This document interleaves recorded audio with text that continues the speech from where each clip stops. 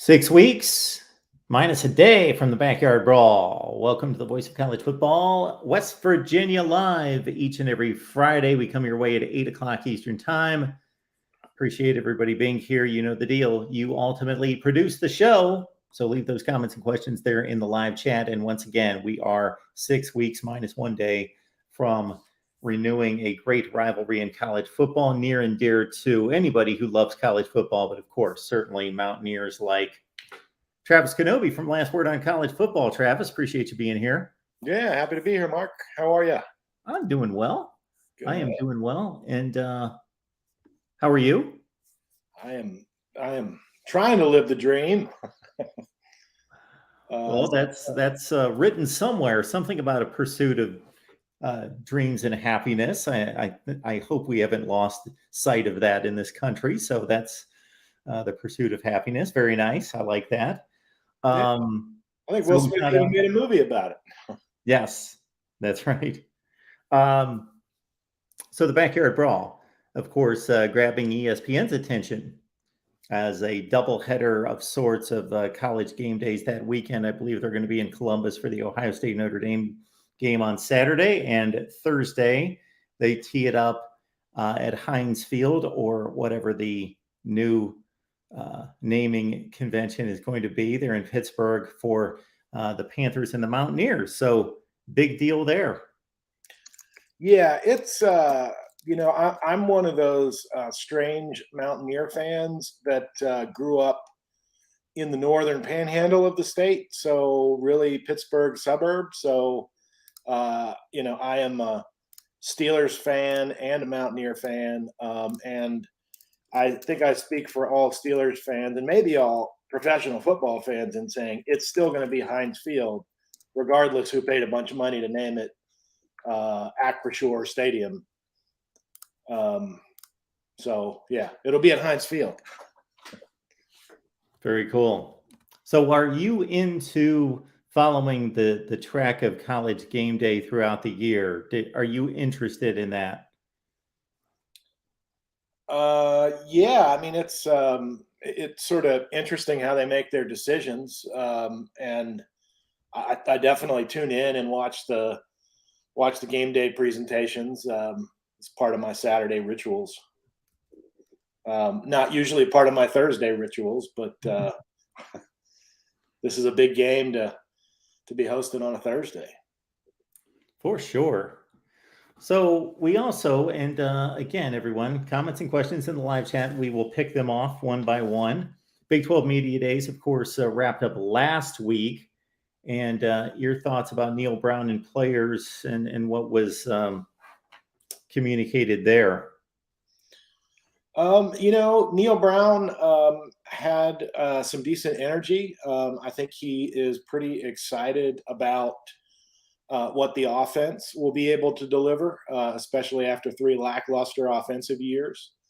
And he pretty much acknowledged that, the offense was suffering and I made some mistakes in decisions in personnel, et cetera, that was running the offense. And now we have a proven Power 5 offensive coordinator that is sort of calling the plays. Given that they're both sort of air raid tree guys, the offense is not going to look completely different, but it is going to be laser focused. And he talked a lot about that. The players seem bought into the system. As usual, Neil Brown talks a lot about the West Virginia football team sort of representing the spirit, the blue collar spirit of the state and the people and the heritage of the state of West Virginia. So it'll be interesting to see how that dynamic plays out. I mean, we've seen an air raid offense coach in Holgerson, sort of change the way that the Mountaineers played the game, but Neil Brown still wants to focus a lot on sort of the toughness that defined the Mountaineer program under coaches Nealon and Rodriguez. So it'll be interesting to see how he meshes those concepts together. But it's a mesh that he definitely wants to make and said as much, both during media days and since. I will make a full admittance here that even though I take great pride in understanding college football history, regardless of the program, and certainly West Virginia's in that top 15 to 25 range historically, so they're certainly on my radar. And I've watched a handful of West Virginia games every year going back to the early 1980s. And can probably come extremely close to reciting records and rankings every year from then on. West Virginia, looking back at that Rich Rod run, certainly that was the pinnacle, other than a few Don Nehlen years of note, of course, 1993, 1988 in particular. West Virginia was on the brink, and we've brought it up from time to time here, on the brink of greatness and playing in that final game with everything riding on it. So to look at the Big 12 media and where they stand on West Virginia, to see them place West Virginia 8th, which correlates to probably a 3-6 record in the conference, I would think. Something in that range seems to be pretty stark. What's your response to a West Virginia team that went 6-4 2 years ago, finished 500 before a bowl game loss last year, adds a top 10 to 15 quarterback in the country, and gets this kind of projection from Big 12 media?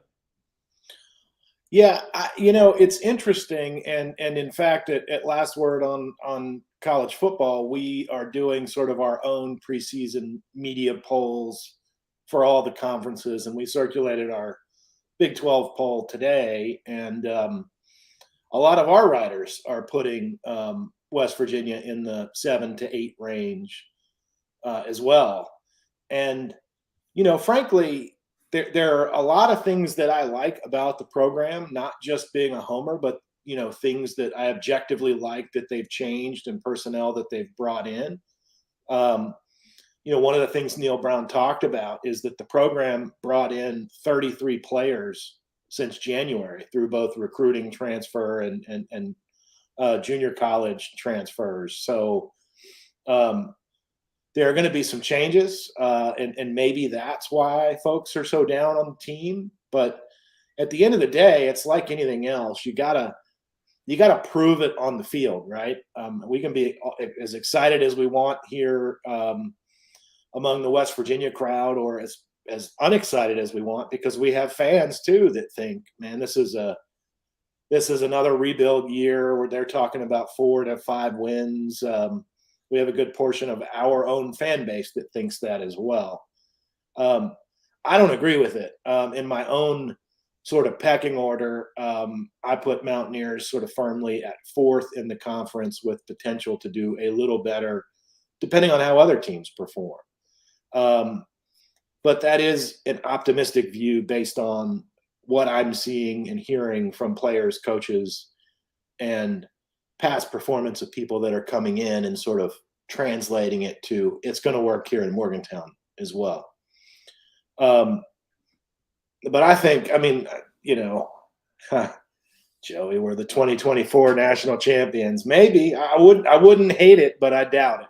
Joey's not putting a whole lot of pressure on himself from the standpoint that that's so far off, everybody's going to forget. He's not saying this year, and he's not saying next year. He's going down the road with this one. Yeah. It's going to take, I hate to say it, because it's almost me saying, hey, listen, I have to admit that the way that college football is currently played, West Virginia stands a chance at competing for a conference title, but probably does not stand a chance at competing for a national title for the foreseeable future, because of the correlation between, and we've touched on this in some talks before, but the correlation between the star rating of recruits that you bring in from the high school rankings and what a team does over the subsequent 2 to 3 years once those players get on the field and start producing. And West Virginia just doesn't recruit at that level yet, and maybe never will. Well, Travis, the one condition I'll put on that should be hopeful would be in this current configuration, for this year, and for example, I could see the Big 12 finishing at a logjam of 9-3 teams at the top. And then, of course, there's got to be a tiebreaker and head to head, and then two teams advance. And so your conference champion, let's say, is 10-3.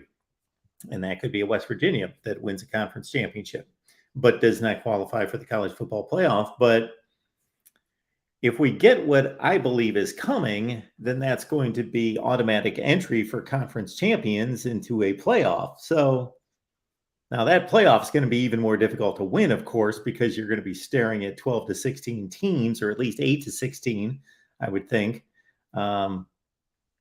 So entry into the playoff isn't going to mean quite as much as it means now if your ultimate goal is a national championship, because the odds are really going to be stacked against you. Yeah, well, and the impact of continuing realignment discussions also have some bearing on that as well. Over the last 10 days, we've heard Pac-12 and Big 12 are hot and heavy on merger talks. Then they cut it off. Then Notre Dame is trying to use the Big 12 to get a better deal from NBC. And now, the most recent bit is that 4 teams from the Pac-12, or 10 or whatever it is now, are seeking application into the Big 12 actively. And I think that's Arizona State, Utah, and maybe Colorado was the 4th one. I can't remember. That showed up as a blip. And so if the Pac-12 doesn't exist, and the ACC, you also hear that the ACC may be unanimously voting to terminate their grant of rights here in the next couple of weeks. At least that's the active rumor. You might have automatic entry from a Big 12 competitor and champion, just because who are the other conferences? So all that remains to be seen. So maybe 2024 is not that bad of a prediction, Joey. I guess is where we're wrapping around. So it's got me second guessing. I have yet to make any predictions, but it has me second guessing where I was headed with West Virginia, which was a bit compromised compared to some of the optimism I've heard here. So a bit measured compared to some of the optimism, but nowhere near that 5-win Vegas projection.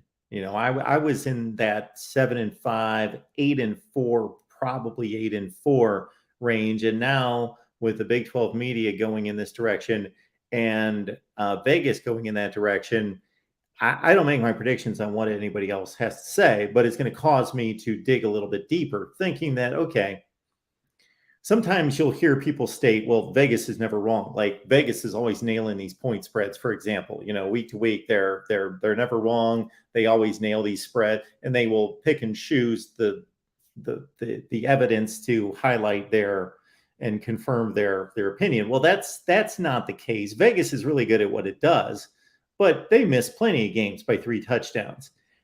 The issue is that when Vegas misses it, those are the games and the seasons in which everybody else did too. Like they fooled Vegas, but it wasn't like they were the only one. They fooled the rest of us, whomever it was, or whatever game fooled the rest of us as well. And so I'm thinking, I really have to take into consideration what Vegas is looking at here. I don't know if they're taking JT Daniels' injury history into account, possibly in suppressing that 5.5 win total.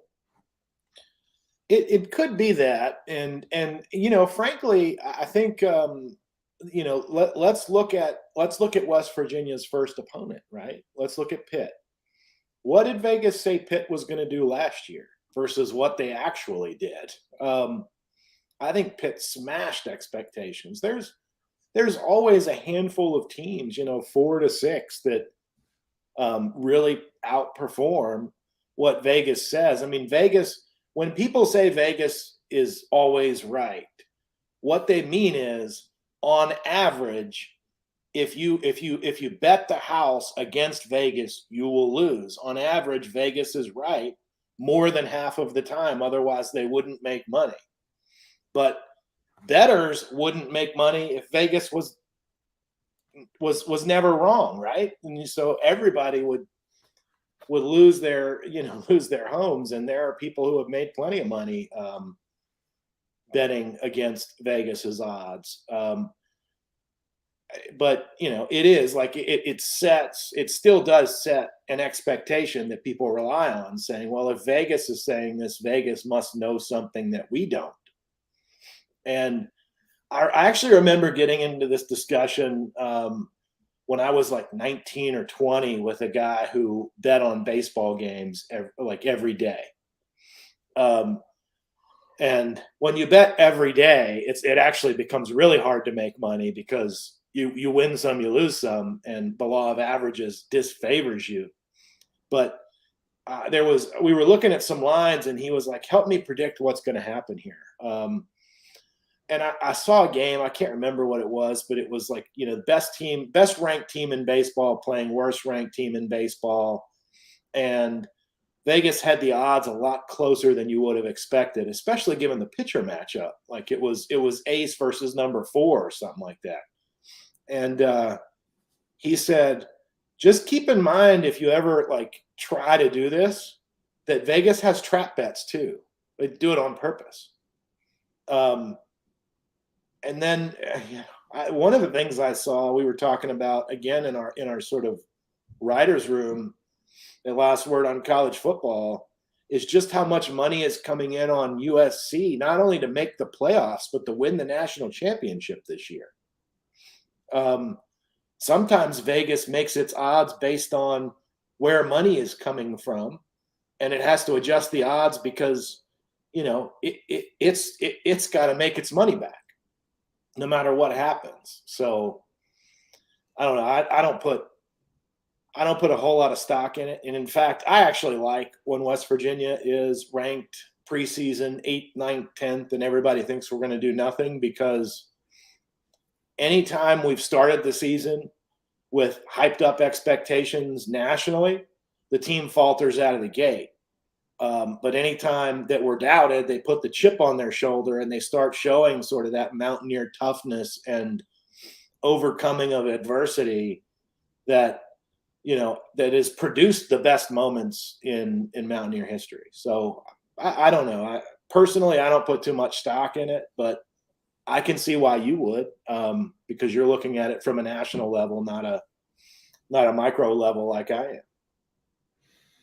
Yeah, and I'll put my neck on the line and make predictions prior to the season, and I will hear about it one way or the other, especially if it's wrong. If they're wrong, of course, I'm going to hear about it more so than if they're right.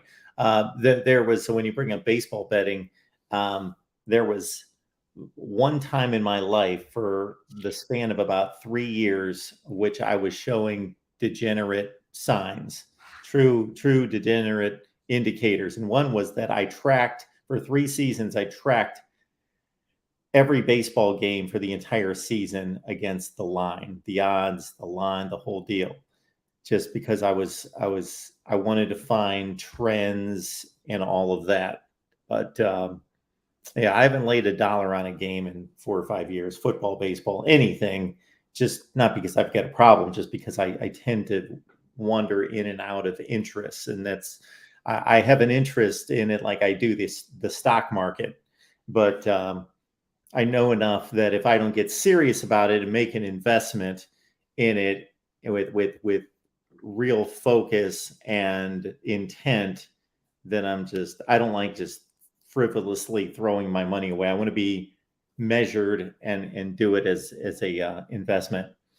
The one thing I will say, the one thing I've discovered here in the last 3 to 4 years in college football, and I make mention of this once in a while, and everybody on here can bank on this. It's just proven every week. Take the top 25, and I really don't consider anything in the range of 1 to 2 points to be that there's a true favorite in the game. If the spread's 1 or 2, really up to a touchdown. I personally don't, but for record keeping, I keep it at like a field goal. Once it hits 3, I figure, okay, to me, we have technically a favorite and an underdog. Of the top 25 games, which there are typically 19 to 22 of them because we've got bye weeks and we've got top 25 teams playing each other. 20 to 25% of those games, it's almost like clockwork every week, are going to be upsets. 4 to 5 of those games are going to be upsets. It's just a matter of finding which ones are going to be the upsets. Yeah, no, that's the trick of it, for sure. And it's interesting that your analysis of that, of sort of the Vegas odds, came to the conclusion that it did because, several months, maybe a year ago now, I think it was last summer actually, I wrote an article in which I did a lot of statistical analysis called "What Do Those Star Ratings Mean?" And I basically jettisoned all the junk, home, away, rank, all of it. I said, I don't care about any of this. And I laid out the schedule for all the teams that played Power 5 football and removed the G5 opponents for the first layer of analysis and then added them back in to finish it out. And among Power 5, like Power 5 versus Power 5 matchups, the collective cumulative star rating of the players on the team correctly predicted like 65% of the games. And when you add the G5 and FBS teams into it, because the P5 always favored over the FCS teams based on recruiting rankings, it became 75 to 77%, depending on which year. So it's interesting that your top 25 sort of Vegas betting analysis came up to right around the same number. About 75% of the games are correctly identified as, by picking the favorite. But there's still 25% any given week where the underdog upsets the favorite. And that's the any given Sunday, any given Saturday sort of thought process. That's where it comes from, right? So correct me if I'm wrong, the exercise that you went through certainly substantiates that the better talent wins most of the time. But it wasn't done for betting purposes, because once you apply the point spread to your analysis, it's kind of null and void, because those 75% winners are mostly the favorites. And your analysis didn't go to the point of determining whether they were beating the spread in those games. No, it didn't. It didn't go that far. But the other part of the analysis was also how often a top 25 recruiting class, like cumulative, not recruiting class, but looking at the roster, and 247 does the composite talent rankings, which I love that they do that, because you can actually start going back in history instead of trying to recreate it all yourself. And the top 25 teams ended up being in the top 25 also about 70% of the time. So, I mean, I haven't done it, but logic would tell you that the underdog probably in almost all cases is the team with the lesser collection of talent. Sure. Things that can overcome that. And this is what we found out last year for Pitt. Like, one of the reasons that Pitt performed so well last year, despite not having a collection of great recruiting classes, is that, one, the ACC was a little weaker than usual, was not top heavy, and even Clemson was not Clemson last year. And two, Pitt was so experienced. Their entire offensive line was in either their fourth or fifth year. And that's how Don Nehlen did it at West Virginia all those years. We would have to suffer through, 2 5-7, 6-6, 7-5 type seasons in order to get to seasons where we were winning between 9 and 11 games, because that was the recruiting cycle. We lost a bunch of players, and now we're back on the young guys, and we're sort of building them up. And that's kind of how it worked. So when we look at so this might be a good exercise for this show, or maybe you could take off on this, and this could be one of your pursuits for the next 4 weeks leading into the West Virginia season would be the total team composite rankings for West Virginia versus each opponent this season. Yeah, and what happens in predicting the results, seeing how right it is. I will say that West Virginia has typically been one of those teams that overperforms that analysis. There are some teams that overperform regularly. There are some teams that underperform regularly, sort of the predictive metric that I'm talking about. And the team that has overperformed it by the most number, like the highest ranking on average over the last several years. Can I guess that? Yeah, go ahead. So you're telling me the team that, based on its total team talent ranking, has underachieved the most? Well, there's an under and an over. I'll let you guess both. Well, the underachiever would be Texas. No. Close.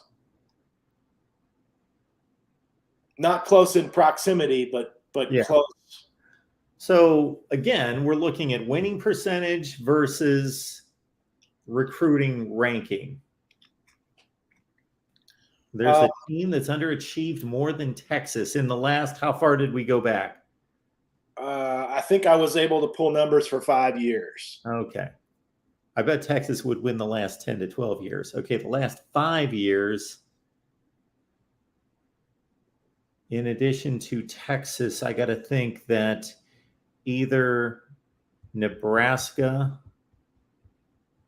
or, in the last 5 years, Nebraska, maybe Tennessee.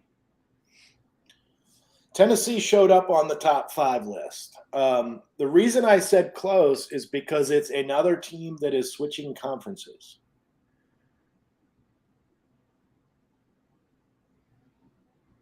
USC. UCLA. Okay. Yeah. Well, I do know that Jim Mora, he lost his job in 2016.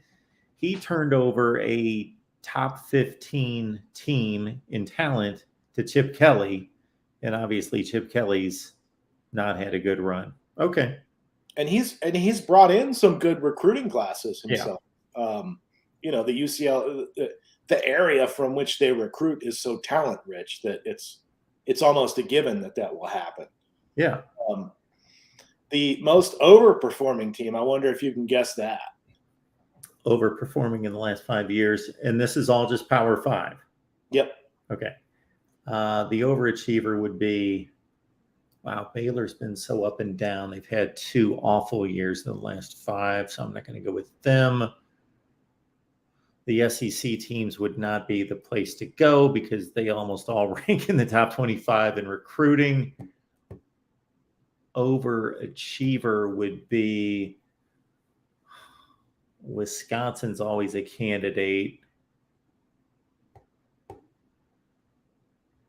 I'm going to go anybody in the ACC. I'm going to go with, I know 2 other underachievers would be Miami and Florida State. I'm going to go with, at the very highest level, Clemson's outplayed its recruiting ranking, but the recruiting ranking is still extremely high, so I don't think the separation's been that much. I'm going to go with Wisconsin. That's a good guess, and it is correct. Okay. I was actually surprised when I looked at it to find that Wisconsin pretty regularly has recruiting classes in the 40 to 50 range. Yeah, it's amazing. But the brand, speaking of tough brand of football, Wisconsin plays that way, and Wisconsin has been able to dominate everybody except for 2 or 3 teams in the Big 12 or Big 10 on a year in, year out basis. Yeah, Wisconsin. And what else is amazing is Barry Alvarez, as you well know, established that, leaving Notre Dame as defensive coordinator, and I know we got a West Virginia show here. We'll get back on track here in a second. Left Notre Dame as defensive coordinator, went to Wisconsin. They had their first big season in '93, and they had been awful for years, decades. And they went to the Rose Bowl in '93. So basically, Barry Alvarez set all this in motion and handed it to Brett Bielema, who handed it to Gary Anderson for a couple of years, and then on to Paul Chris now. So it's not a super recruiting machine, as is obvious from why we're talking about them. And number two, it's been multiple coaches. So that just shows this tremendous consistency of transition of power that this culture has been established in this process, and it's been maintained by multiple coaches. Yeah, it's kind of unique in that way. I wish that we could say that the culture that Neyland and Rodriguez kind of built at West Virginia would have continued through the Bill Stewart and Dana Holgerson eras. It's still too early to call the Neil Brown era a success or failure, in my view. But there is a comment here, and this is a good point to transition to it. Kenneth Hill was talking about the year Don Neyland was coach, went undefeated, still left out of the national championship. And actually, I've been talking, and sort of what I've been working on over the summer has been my Mountaineer Moments in Adversity series. And part 5 went live on Thursday, maybe Wednesday. And I talked about that season. And in particular, I talked about sort of the pinnacle of that season, which was the win over Miami that year. West Virginia was undefeated going into its 10th win or 10th game against Miami. Miami traveled to Morgantown, which was a little tough for them because Morgantown in November is substantially colder than Florida, and particularly Miami in November. And one of the images that's sort of emblazoned in my head about that game is you see, the Miami players sort of huddled on the electric warmer benches that they brought for this very purpose. And all the West Virginia players, in like having not even long sleeves under their uniforms, just sort of in short sleeves and t-shirts like it's the summer. That was kind of a pinnacle moment of the Don Neyland era, where the toughness that was West Virginia Mountaineer football really came out on display. I mean, Miami was clearly known at that point as a defensive juggernaut, right? But they also had a pretty good offense at the time. They were a top 30 offense, good enough to, be named among the best, just outside that top 25.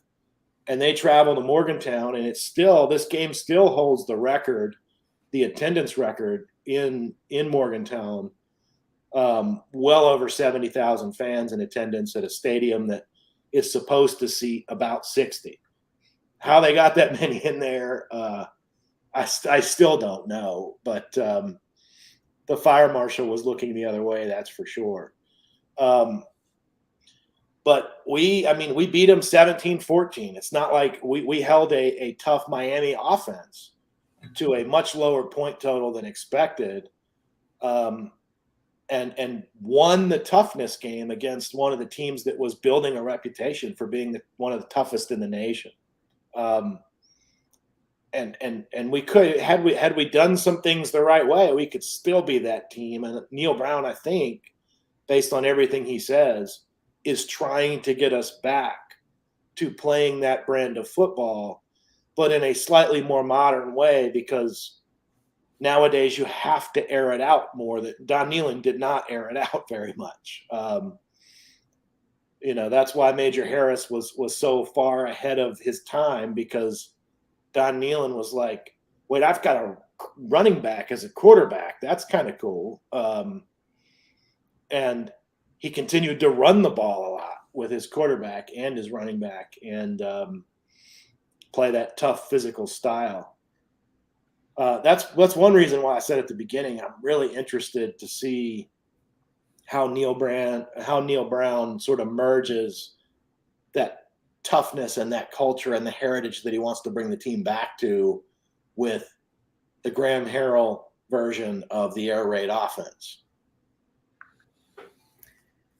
I'm going to make a comment that hopefully will endear me to West Virginia fans about that 93 season here in a second. But I've had this comment up here for a long time, and I want to be able to move on to other comments. But I've left it up here for just a second because I was amused, 10 minutes ago by the back and forth between Joey and George with the hyperbole concerning the Amazon link. So George, and this is just one in the collection of hyperbole going back and forth with Mark. George is saying here, Mark's Amazon portal, which is available in the description section down below, has given me my life new meaning, and it doesn't cost a penny. So yes, the Amazon link is available to everyone. You shop on Amazon already, so please use the link in the description section. So yeah, the 93 season. So 3 or 4 months ago, I went through each national championship season, even through the playoff and BCS years, even though they're more clear cut because there was a playoff,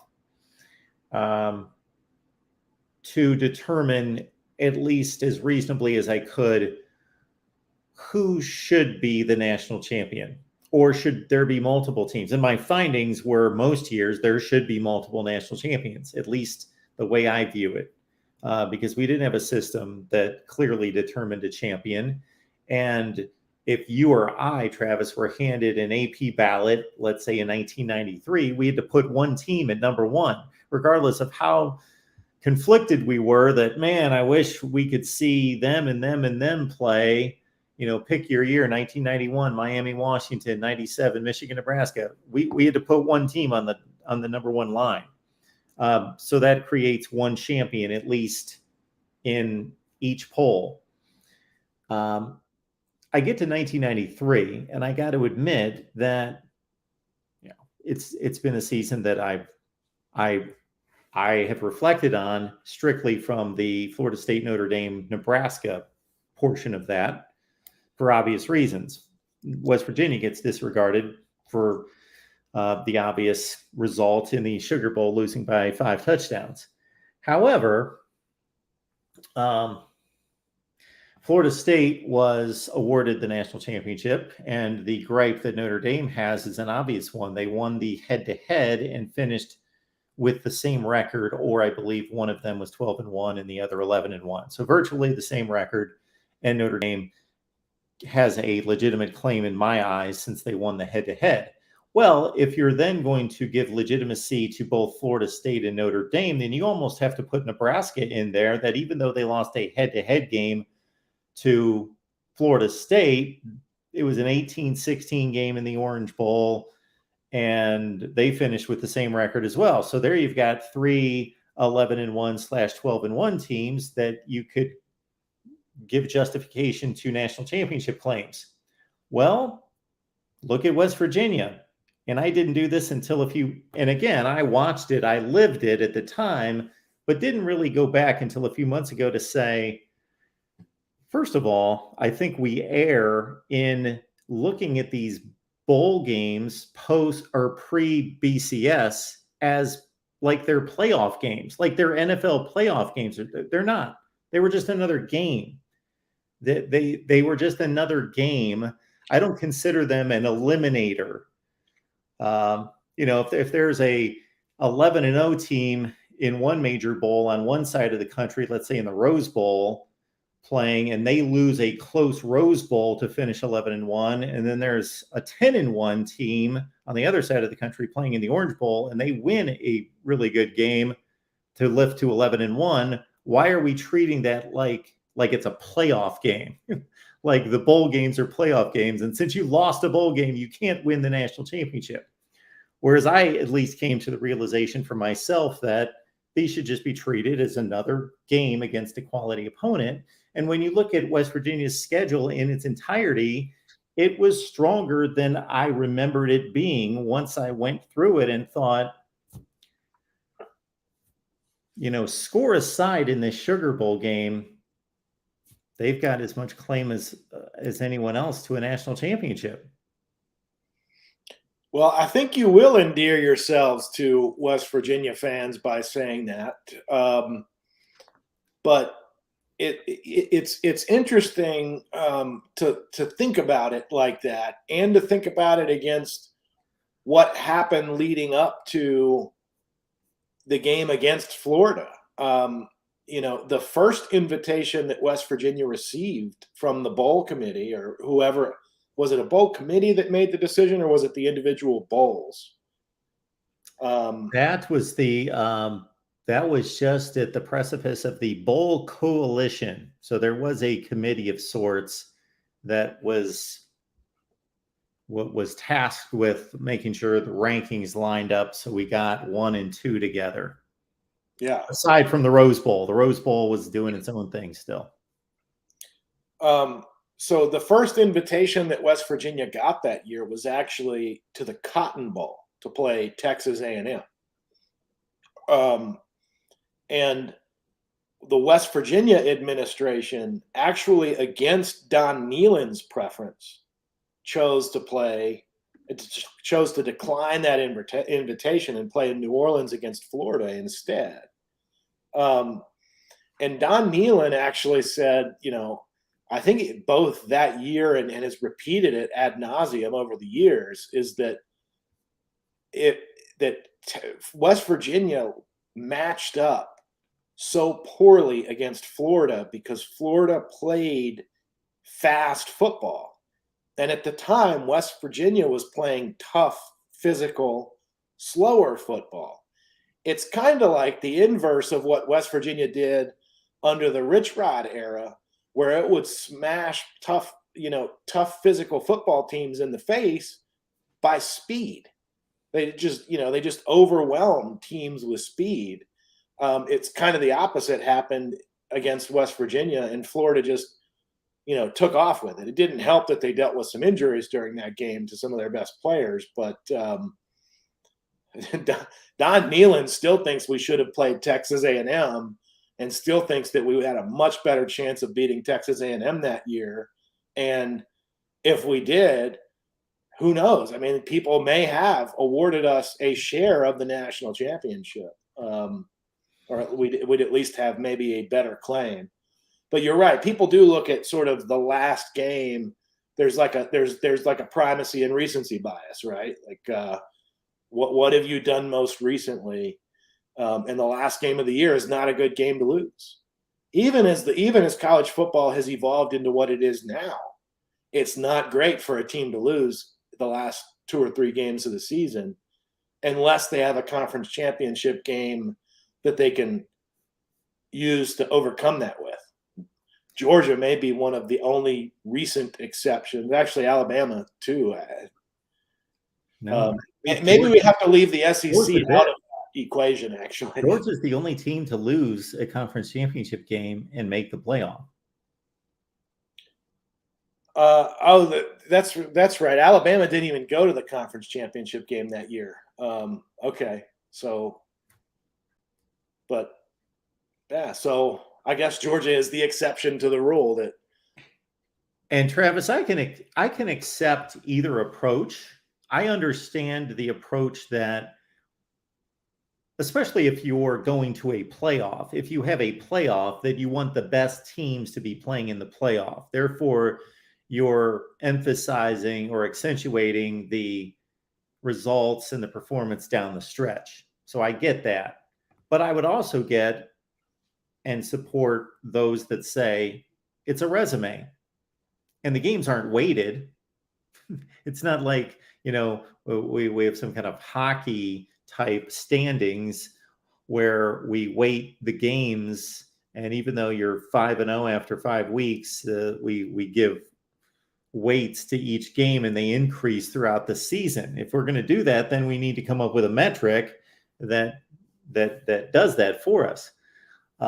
And especially pre-playoff, I can support the approach that it's a resume. And the resume is that the September game is just as valuable as the November game, and that's your resume, 1 through 12. Yeah, it's interesting because I have sort of grown to think about it that you know that the most recent result is tends to be the freshest, and therefore in any given weekly poll tends to have a lot more influence. But I also think as the season carries on, the momentum gained by a team appearing in the preseason top 25 poll is something that becomes harder and harder to overcome for other teams who did not appear in the top 25 preseason. And I think that 1993 season is a good example of that, where West Virginia was on nobody's radar prior to that season. Perhaps they should have been, given sort of what the end of the what some of the prior seasons looked like down some stretches. But West Virginia was not ranked preseason. They had a couple of struggle wins against competition they shouldn't have struggled with early in the season, and then they just turned it on and beat everybody by a pretty decent margin, and finally got some attention. But even after they beat Miami and were still undefeated with just one regular season game to go, the highest mark that West Virginia was able to attain was the 5th ranked team in the country, until after that last week, and a couple of teams lost, and then they were ranked 3rd. So sometimes I think maybe even like we give both that primacy bias of who appeared in the first ranking, and we give that recency bias of what does your most recent result look like in any given week's poll. Absolutely. Want to remind everyone that we've got a West Virginia channel, so you may be watching us there. We're simulcasting on the West Virginia channel and on the main channel as well, but we've got Willie in particular asking about the West Virginia channel and where to find the link. So I'm posting that in the chat currently. We want to get this to 1,000 subscribers as quickly as possible. So here's the deal. YouTube starts to take you seriously at 1,000 subscribers. They figure, okay, this channel is building some momentum. We're going to give them a try, and we're going to start to push their videos out now that they've got 1,000 subscribers. So we're around 600 plus. So please get us to 1,000. And even if you are not a West Virginia fan, which this is true for all the shows that we do here, as we have more of a varied college football fan base that takes part in these shows rather than a concentrated West Virginia fan base. So a lot of different fan bases represented here. But if you enjoy what we do here, please go over to the West Virginia channel, subscribe. I just left the link in the live chat. And then if that really bothers you for some reason, wait till we get to 1,000 plus subscribers, and then you can unsubscribe. So that's fine if you want to do that. We've had a lot of people help us out, Miami fans subscribing to Notre Dame channels that say, Mark, you're about making me throw up, but I'm going to do it because you asked us to do it. And all of the cross rivalries, fans have been helping us out here. So we appreciate you holding your nose long enough to subscribe to a hated rival, and then you can unsubscribe when we hit that 1,000 mark. Well, and I'll add this, Mark. As we talk and I start looking at the comments as you're talking, and see where they're coming from, people who are obviously not West Virginia fans. Some of it smack talk against us, some of it, hey, I didn't know this about your program, and I find it really neat. Like, I really enjoy that kind of comment, whether it's plus or minus from other fan bases. Just sort of leave it at that. Frankly, I think it's great to hear from other perspectives on our channel and be able to offer our perspectives when you borrow us for other teams. Aaron is asking about the quarterback position. He's looking long term. So if JT Daniels fill in the blank here, Travis. Of course, much of this is predicated on JT Daniels' health and how well he performs this year as to whether he's going to stick around, and then what happens if he doesn't. Yeah, I think that's the critical question. I have very little doubt that if JT Daniels stays healthy, that he is going to perform very well, because it would be a stretch to say he won't. Every time he has been healthy, he has performed very well, no matter which uniform he has put on so far in his career. If he stays healthy, and I just have a feeling that he will, then he's going to perform well, and he's going to enter the draft. And he's not going to be at West Virginia a second year. I think he's looking at it as, this is my fourth year in college football. I want to start making money, bigger money doing this, and achieve my dream of being in the NFL. So that does leave the question open. Who is it for next year? Assuming that JT Daniels stays healthy enough to put up the performance that he does, or that we think he can. And I actually, he asked whether it was Garrett Green or Nico Marchiol. I actually think that it is going to be a battle between Goose Crowder and Nico Marchiol.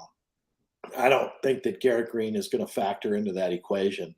I'd love to be proven wrong. Every time I've heard Garrett Green talk, seen him play, he plays with a lot of moxie. He seems like a very polished athlete, and a very polished person, and a very good person. But you see what they do in practice and in spring games, and in the limited play that they've given so far. I think it comes down to either Goose Crowder or Nico Marchiol in 2023. And based on what I've seen so far, whoever wins is gonna play well, because they're, it's, swords, steel sharpens steel. Nico comes in with a lot of talent. Goose has sort of learned the offense now for about a year and a half, 2 years, and actually 2.5 years now. You keep forgetting about sort of the COVID year, but yeah, that's what I think is going to happen, and it'll probably be Nico, but I don't think it'll be as hands down as some West Virginia fans think it might be. SEC Dog, thanks for chiming in. I should have done a more thorough search through the Rolodex of the playoff years. All the scores are there. I just scanned it too quickly. So yes, Notre Dame, of course, we don't think about Notre Dame losing conference championship games, but in the COVID year of 2020, in their 1 year in the ACC, they did, after beating Clemson without Trevor Lawrence and 3 defensive starters in South Bend in overtime, lost 34-10, I believe was the final score in Charlotte, and still advanced to the playoffs. So that would be your other championship game loser to qualify for the playoff. Yeah, I think that probably an asterisk on that one, right? And also, if I remember what you said right, I think you said no team has ever lost a conference championship game and won the national championship, and Notre Dame didn't win the national championship that year. So your comment's still right, isn't it? Yeah, but I had forgotten about, again, I just kind of quickly didn't review every year in my head before I uttered that. And what was, for anyone who is annoyed as I am with the Notre Dame situation, and I don't blame them, they're allowed to do whatever they are doing what they're allowed to do. I just found it at the time, watching them lose a conference championship game in a conference that they were choosing to compete in for one season and then leave. And it would have been even more poetic justice had they won the conference and said, okay, we're showing up for 1 year. We won your conference, and now we're leaving again.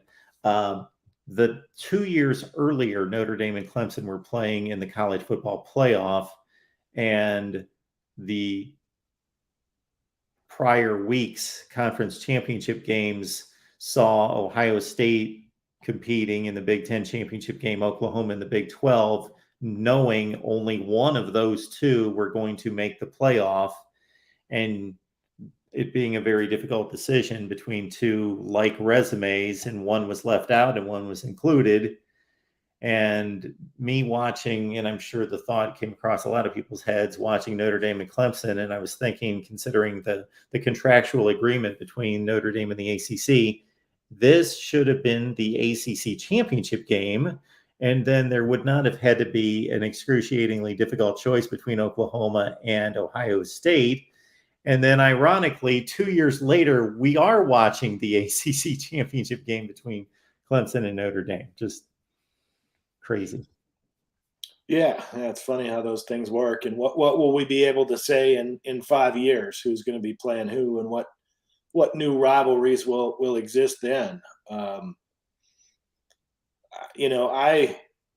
have mixed feelings about the rumors that come from enough sources with enough legitimacy that I believe there are discussions. But it's kind of like we said 2 weeks ago, that everybody's having discussions with everyone at this point. But Notre Dame trying to kind of use the Big 12 to get a better deal from NBC.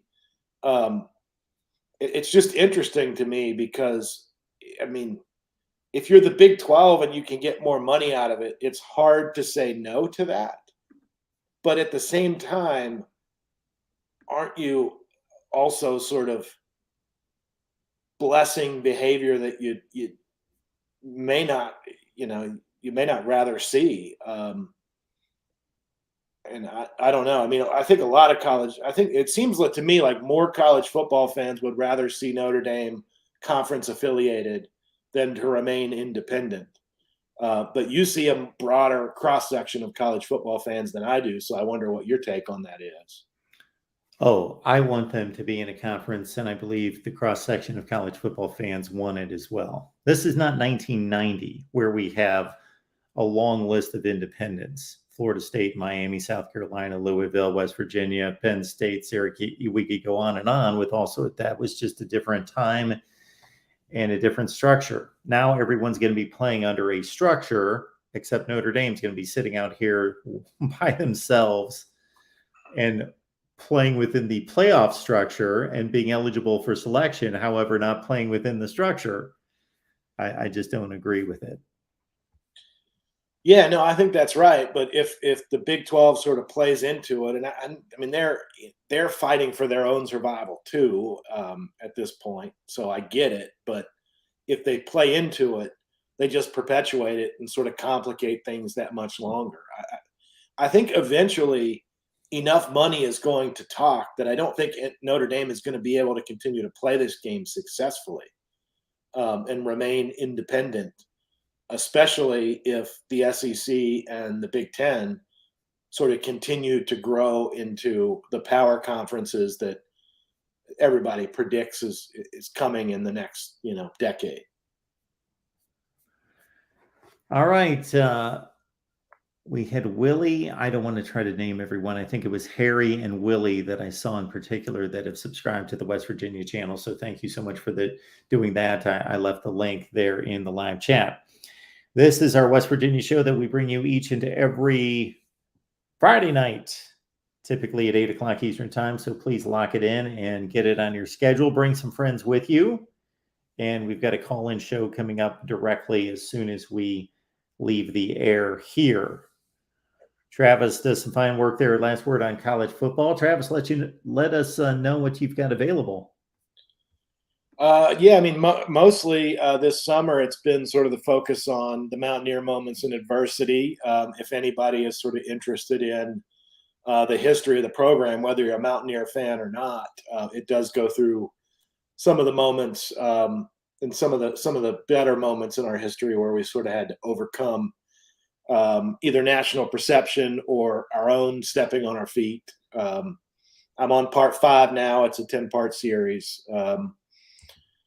And the next 5 parts are going to come pretty quickly in the next week and a half, because then we're right in the middle of fall camp and all the run-up coverage leading to the Backyard Brawl.